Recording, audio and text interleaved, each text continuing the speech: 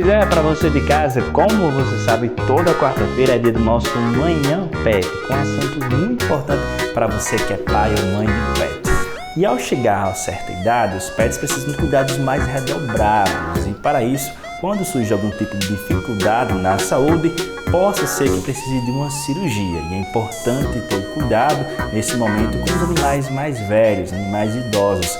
Hoje o nosso pauta é sobre isso. Quem vai tirar essas dúvidas aqui no nosso CVM Mossoró é o Dr. Paulo Fernando. Bem-vindo ao nosso Manhã TCM, Dr. Paulo. Bom dia, professor. Bom dia, meus ouvintes e telespectadores do Manhã TCM. Dr. Paulo, então os animais quando estão mais idosos são mais, digamos assim, propícios a processamento de cirurgia nesse momento?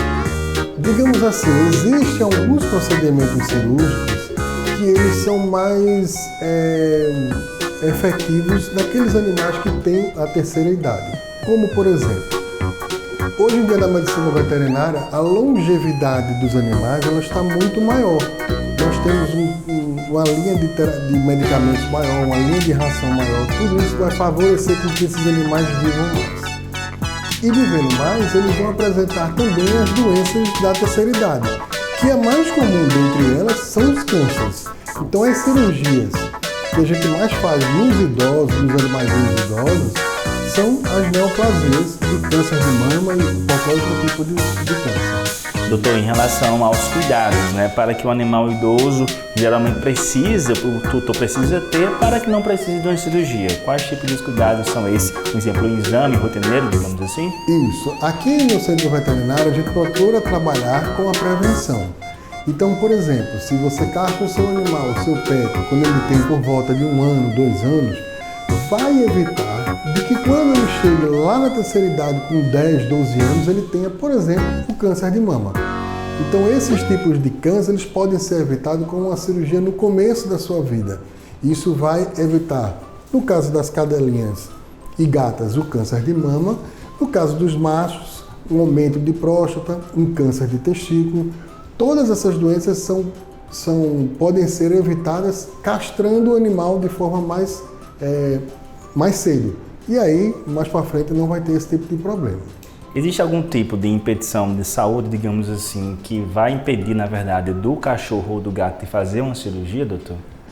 Para isso, a gente faz os exames pré-operatórios. Né? O que mais a gente vê aqui no centro veterinário são aquelas pessoas que trazem os seus animaizinhos idosos e dizem que não vão fazer uma cirurgia nele porque ele não aguenta um procedimento cirúrgico e um procedimento anestésico.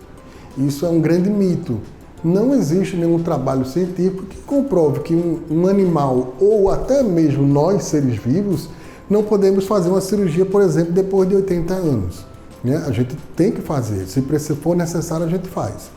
Então, para evitar esses riscos, mas aí, claro que os riscos são maiores, né? Porque os órgãos já não estão tão bons quanto ele era filhote. Então, para isso, a gente faz um bom exame pré-cirúrgico, que inclui eletrocardiograma, exame de sangue, hemograma, exame para a gente avaliar o fígado, os rins, e aí a gente faz todo um check-up pré-cirúrgico. Estando em mãos com todos esses resultados, a gente passa para a pessoa que vai cuidar da vida do seu pet, que é o anestesista. Com base nesses exames, ele vai fazer o melhor protocolo para aquele animal que vai ser cirurgiado. Porque a anestesia também não é uma receita de bolo, cada um tem um. Então a gente faz os exames pré-cirúrgicos para avaliar qual é o risco daquele paciente. Esses exames pré-cirúrgicos que o senhor falou aí, o gato ou o cachorro precisa fazer, depende muito do tipo da cirurgia, doutor? É uma somatória de questões. Não é? Por exemplo, um gato que ele já tem, vamos supor, 14 anos, ele já tem uma tendência maior a ter um problema renal. Então a gente já foca mais esses exames na parte renal.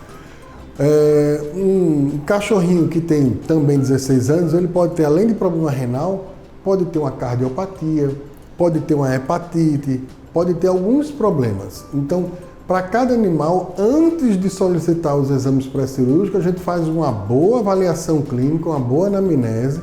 A partir daí, a gente vai solicitar os exames laboratoriais pré-cirúrgicos e, a partir de então, vai ser feito o protocolo anestésico para aquele animal.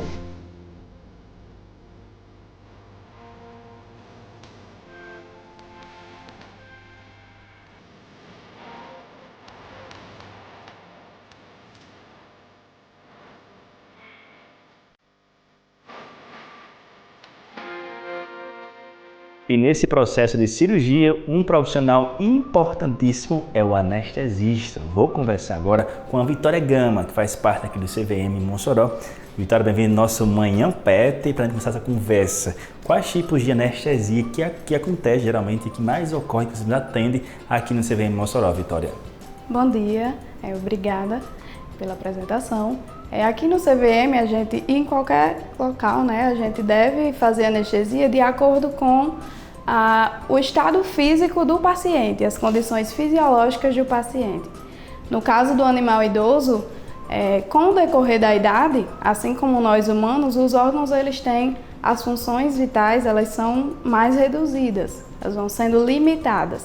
Então a gente tende a buscar a anestesia adequada para aquele paciente. A escolha dos fármacos vai depender do estado fisiológico.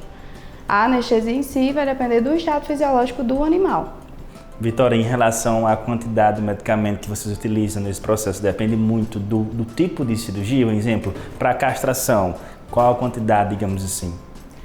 Então, a quantidade ela vai depender da idade, do estado fisiológico e do procedimento que vai ser realizado. Se eu preciso de que a anestesia dure mais tempo, se for um procedimento mais curto, tudo isso vai depender, vai influenciar.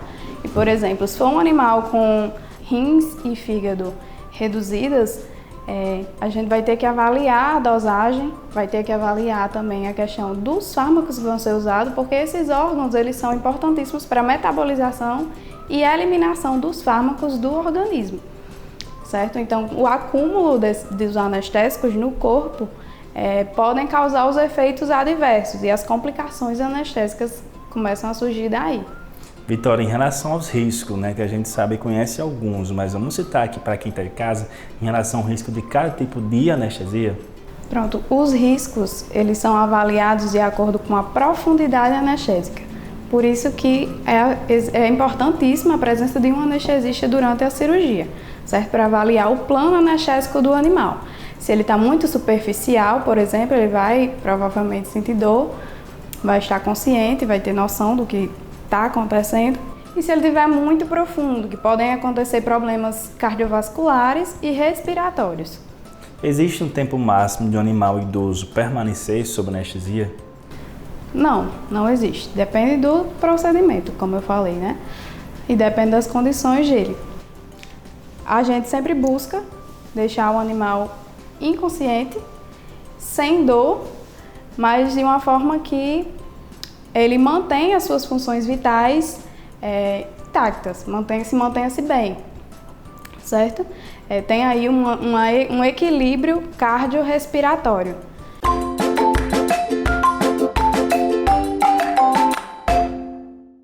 Doutor, em relação ao estado do animal, por exemplo, o animal está muito fraquinho, digamos assim, ele precisa de medicação para poder chegar ao ponto certo da cirurgia ou não? A gente tem que avaliar, existem estados e estados. Por exemplo, muita gente pensa que uma fratura ela é uma emergência.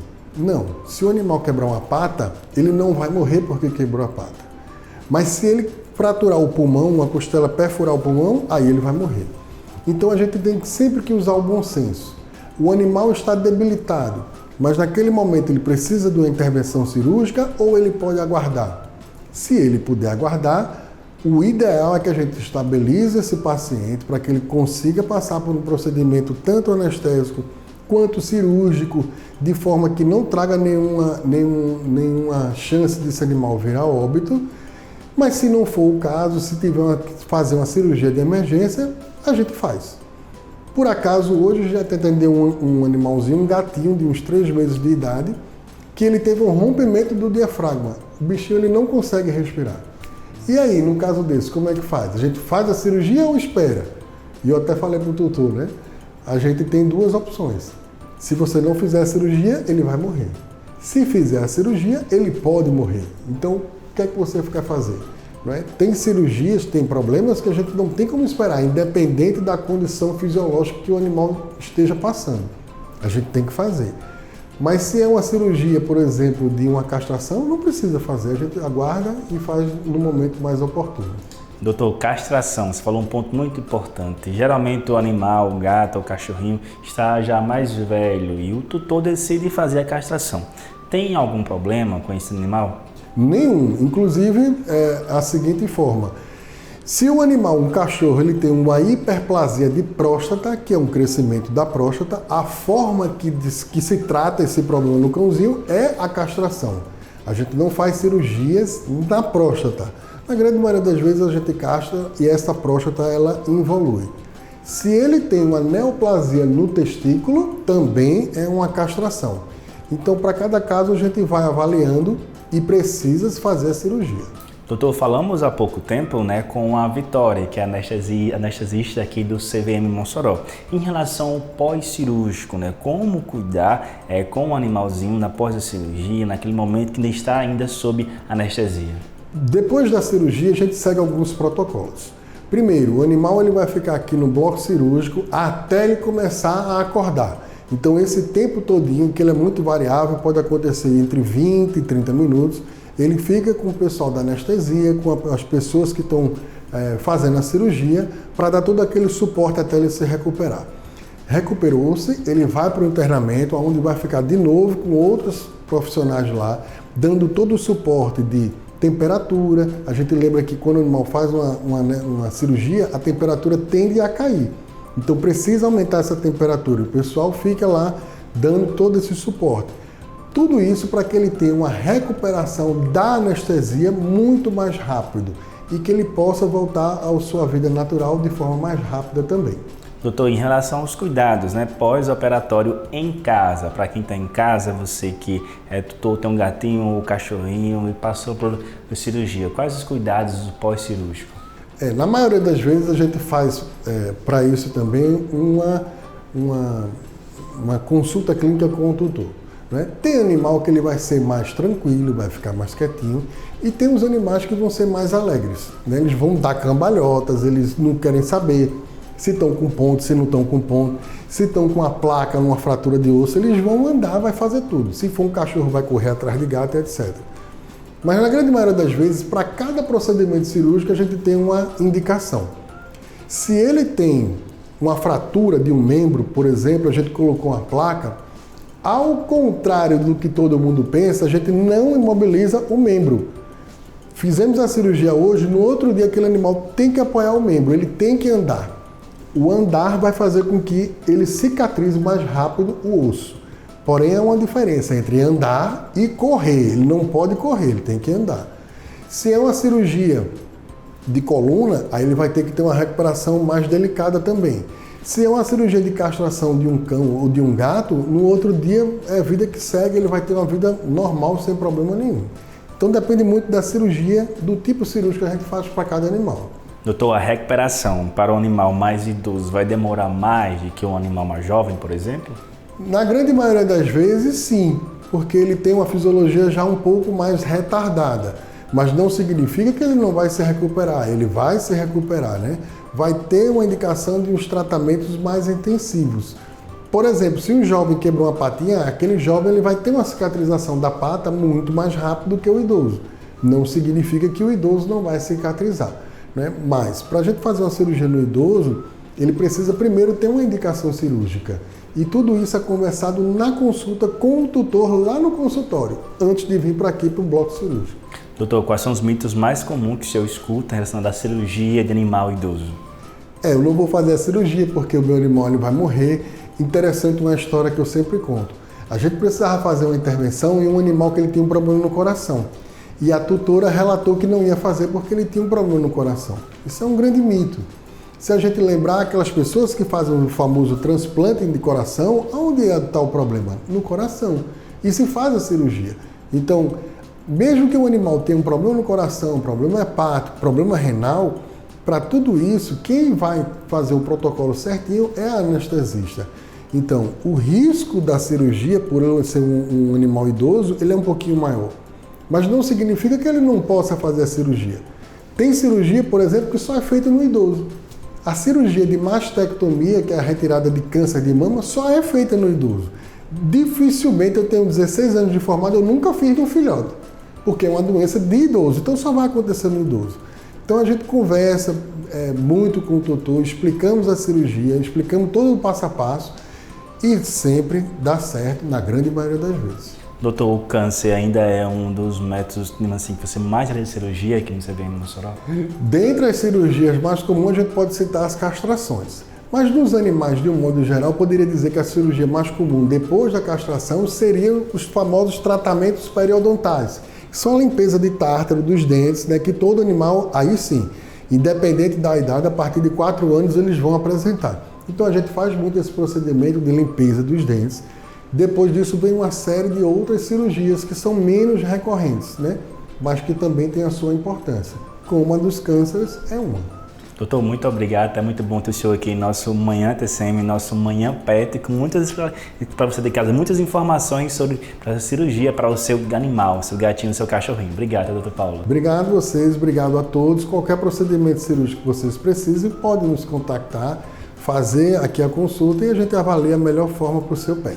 Doutor, bora reforçar o endereço do CVM Mossoró. O Centro Veterinário fica aqui na rua Antônio Vieira de Sá, a rua que vai para o Hospital Tarcísio Maia. O número é 181. Tem o telefone que é o WhatsApp, que é o 98829-8856. E tem as nossas redes sociais também, que é o Instagram, C de Casa, V de Vaca, Mossoró. Tem toda uma parte lá de informações para você. Então, se precisar, estamos aqui. Pois é, para você de casa é importantíssimo nesse momento procurar um profissional especializado para você fazer uma cirurgia com sucesso em seu pet. Esse foi nosso Manhã TCM, hoje nosso Manhã PET, essa quarta-feira. Para você uma excelente semana e até a próxima quarta-feira com mais informações para o seu pet.